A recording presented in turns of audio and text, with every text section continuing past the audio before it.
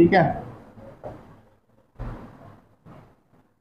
Refraction के दो law होते हैं, पहला तो इंसिडेंट रे, नॉर्मल और रिफ्रैक्टेड रे तीनों सेम प्लेन में लाई करेंगे। दूसरा क्या होता है, कोई नहीं बताएगा, जिससे पूछा उसे बताने दो। क्या होता है, angle i is equal to angle r. और रिफ्लेक्शन के कौन से होते हैं बेटा, दो?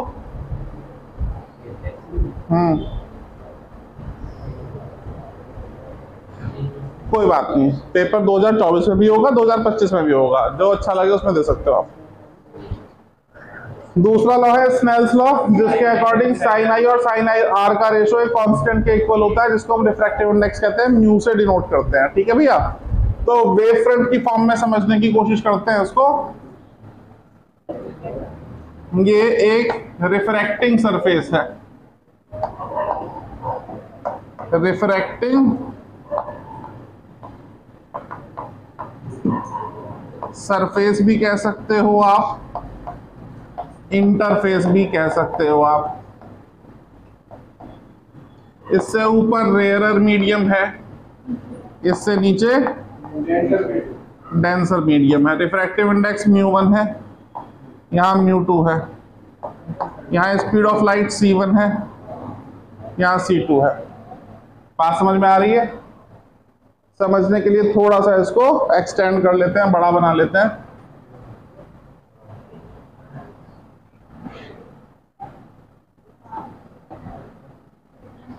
यहां ये एक वेव फ्रंट आया ए बी, एक लाइट रही है स्मॉल ए और एक लाइट रही है स्मॉल बी।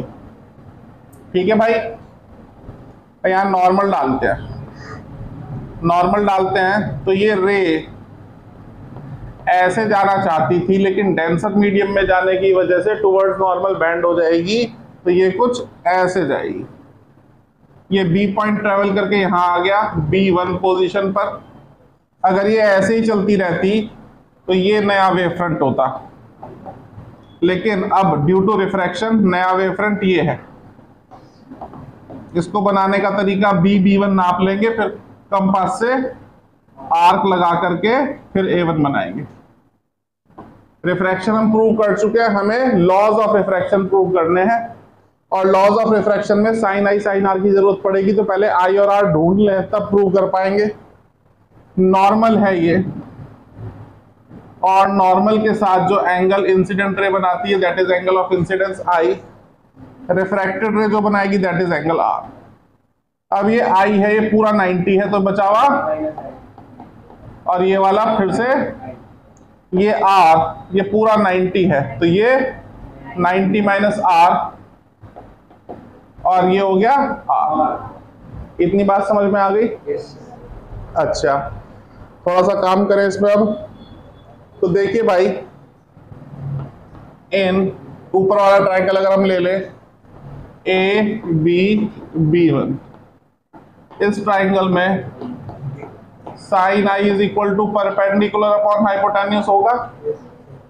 पर आई के लिए परपेंडिकुलर कौन? B1, और हाइपोटेन्यूस कौन? AB1।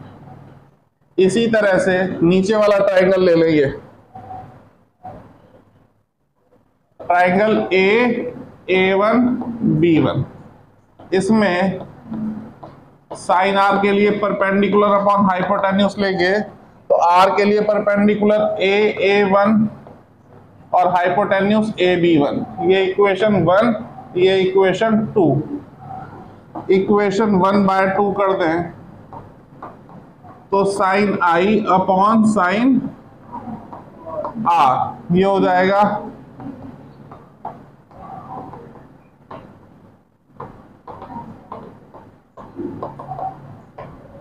AB1 से AB1 कैंसिल आउट हो गया,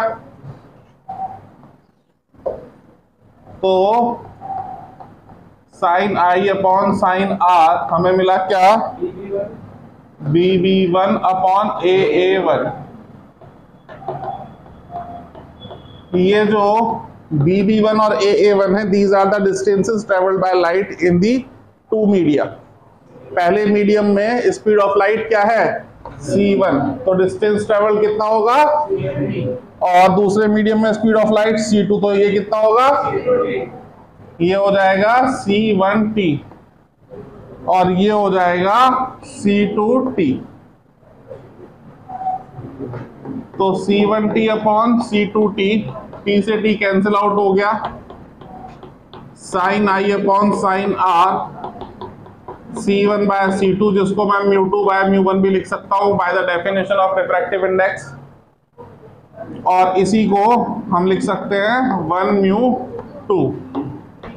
तो sine i upon sine r is equal to refractive index of second medium with respect to first medium, और यही है हमारा स्नेल्स लॉ, यही प्रूव करना था। आई होप समझ में आ गया होगा, तो नोट कर लीजिए।